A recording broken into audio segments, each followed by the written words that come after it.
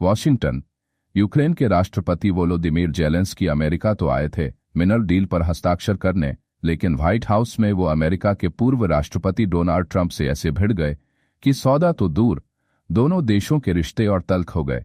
Press conference के दौरान दोनों नेताओं के बीच तीखी बहस हुई, जिसमें ट्रंप ने जेलेंस्की पर तीसरे विश्व युद्ध की आशंका तक जता दी। बहस इतनी बढ़ी कि संयुक्त प्रेस कॉन्फ्रेंस को रद्द करना पड़ा और जेलेंस्की बिना किसी समझौते के ही व्हाइट हाउस से निकल गए। बैठक के बाद जब प्रेस कॉन्फ्रेंस शुरू हुई तो किसी को अंदाजा नहीं था कि हालात इतने गर्मा जाएंगे। ट्रंप ने सीधे सीधे जेलेंस्की को घेरते हुए कहा कि यूक्रेन युद्ध विराम न करके लाखों लोगों की जान खतरे में डाल रहा है।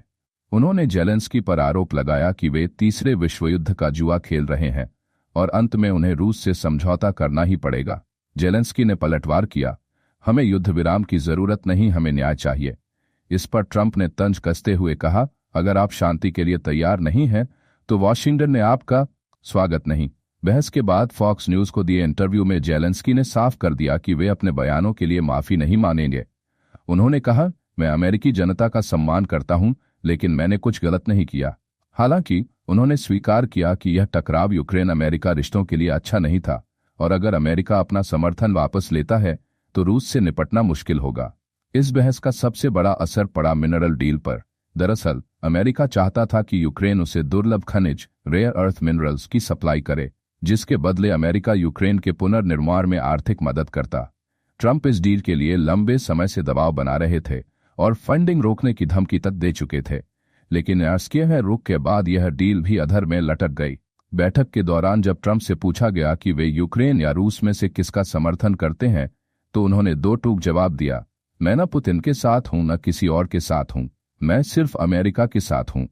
भले ही व्हाइट हाउस में जेलेंस्की की ट्रंप से बहस हो गई हो, लेकिन उन्होंने अमेरिका को लेकर अपने स्वर नरम रखते हुए सोशल मीडिया पर पोस्ट किया, धन्यवाद अमेरिका, आपके समर्थन और इस यात्रा के लिए धन्यवाद। हमें न्याय संगत और स्थायी शांति चाहिए और हम उसी के लिए काम कर रहे हैं।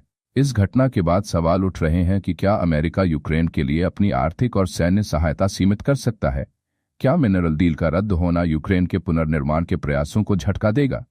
सबसे बड़ा सवाल, क्या जेलेंस्की अब ट्रंप से बिगड़े रिश्ते सुधार पाएंगे या फिर यह बहस यूक्रेन के लिए कहीं ज्यादा महंगी साबित होगी? अगले कुछ दिनों में इस कूटनीतिक टकराव के असर साफ नजर आ सकते हैं।